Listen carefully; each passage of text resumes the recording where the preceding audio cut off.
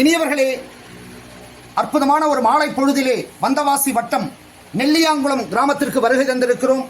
இந்த கிராமத்திலே தமிழ்நாடு அரசாங்கத்தினுடைய கல்வித்துறையிலே ஆசிரியராக பணியினை ஏற்று பணி நிறைவு செய்கிற காலகட்டத்தில் அசிஸ்டன்ட் எஜுகேஷனல் ஆபீசராக ஏஇஓவாக ரிட்டையர் ஆன வணக்கத்திற்குரிய சந்திரநாதன் ஐயா அவர்களை அவருடைய வீட்டிலே நாம் இன்றைக்கு சந்திக்க வருகை தந்திருக்கிறோம்.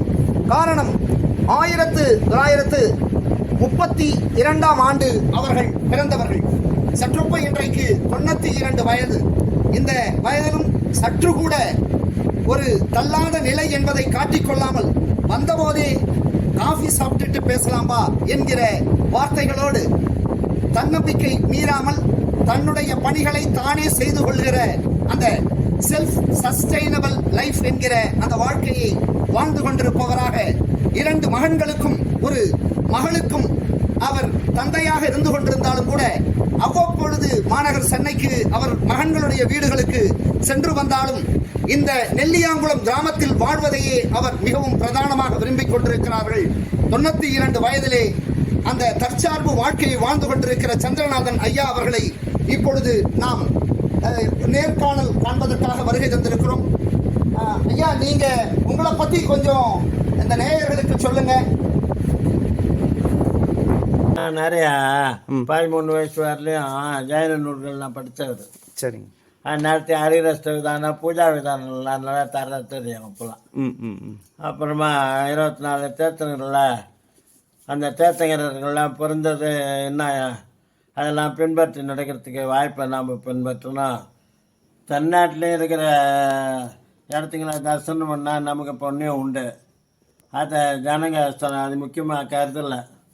அது போய் ஆசிரியர்ன்றது உத்தியோகம் இருந்தாலும் ஆசிரியர் உத்தியோகம் சிறந்த ஒன்று. ஆசிரியராக இருக்கிற நேரத்துக்கு பிறருக்கு சொல்லிக் கொடுக்கறதுனால லைட்டு வச்சா எரியுது. அதை போல் நம்ம அறிவை அதிகமாகுது. மக்களுக்கு நாம் அதிக அறிவை உண்டாக்குறோம். அது நல்ல ஒரு பணி இருக்கிறதில்ல. அந்த பணி சிறப்பாக செய்யணும். ஒரு சிலர் அதை பொறுப்பில்லாத சேர்ந்துருவாங்க.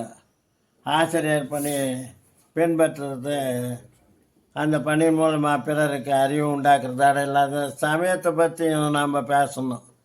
சமயம்ன்றது ஒரு சிலர் கவலைப்படாத விட்டுருவாங்க.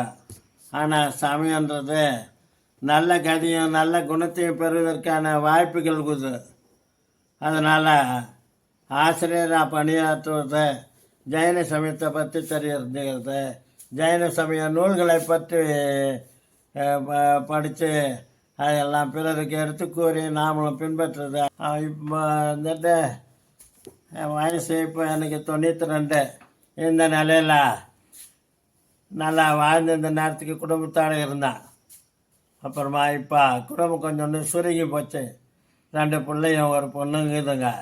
அதெல்லாம் சௌகரியமாக நகர்ப்புற வாழ்க்கையை பெற்றிருக்கிறார்கள்.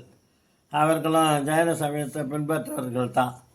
இப்போ இங்கே ஒண்டியாக இருக்கிறதுனால கிராமத்தில் ஆலயத்துக்கு நான் என்னுடைய திறமைக்கு உதவியாக இருந்து செயல்படுறதுக்கு அர்ச்சகருடைய பணி இதெல்லாம் கவனிப்பேன். நான்